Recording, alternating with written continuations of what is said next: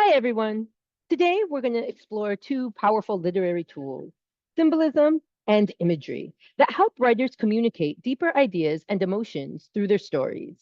These tools add layers of meaning and make reading more engaging by encouraging readers to look beyond the surface of the text. Let's start with symbolism. In literature, a symbol is something, a person, object, or action that represents more than just itself. It stands for a larger idea or concept. Symbols allow writers to convey important themes or messages without directly stating them. For example, in Paul Laurence Dunbar's poem, Sympathy, which we'll read later, the caged bird is more than just a bird. It symbolizes a person who feels trapped and longs for freedom. The bird's struggles inside the cage represent the frustration of being unable to live freely. Symbols are everywhere in literature and can be found in stories, poems, and even everyday life. Think about common symbols like a heart representing love or a flag representing patriotism. Even in children's stories, symbols are used frequently. For example, in The Lion King, the rising sun symbolizes new beginnings and the circle of life. Now, let's read the poem. Sympathy by Paul Laurence Dunbar. I know what the caged bird feels, alas, when the sun is bright on the upland slopes, when the wind stirs soft through the springing grass, and the river flows like a stream of glass, when the first bird sings and the first bud opes, and the faint perfume from its chalice steals. I know what the caged bird feels. I know why the caged bird beats his wing till its blood is red on the cruel bars.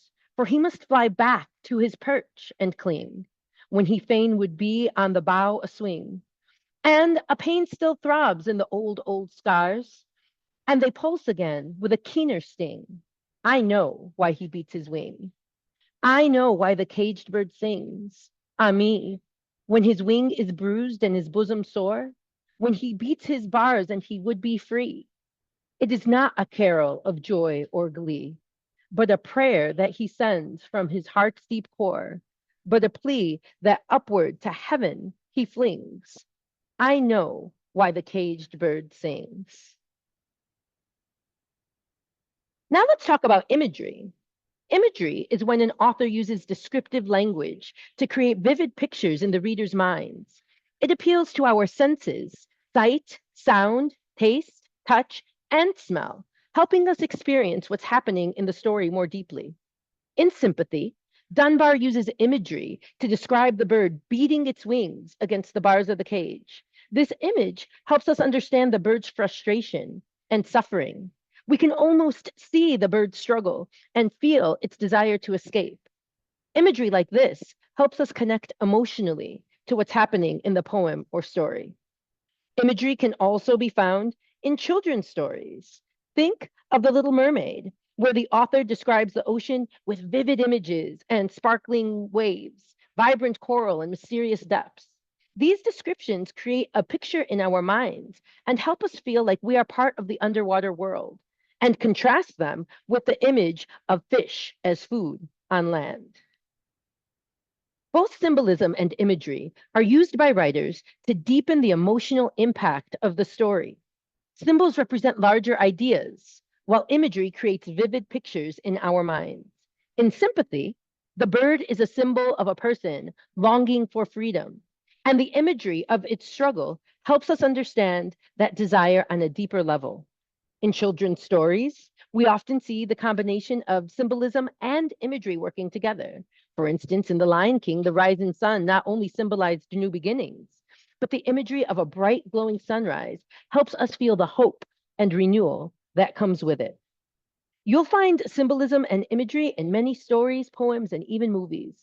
Look for symbols that represent important themes, like the rising sun symbolizing new beginnings, or a chain representing restriction and control. You can watch for the use of imagery in descriptions of places, objects, or emotions that appeal to your senses. For example, in the children's story Cinderella, the glass slipper symbolizes something fragile and unique, while the imagery of Cinderella turning into a beautiful gown from rags helps us feel the magic of the moment. Both the symbol and the slipper and the vivid description of her transformation create a deeper meaning and emotion in the story. So, the next time you read a book, watch a movie, ask yourself, what symbols are being used and what do they represent? How does the imagery help you connect with the characters or feel the emotion in the story?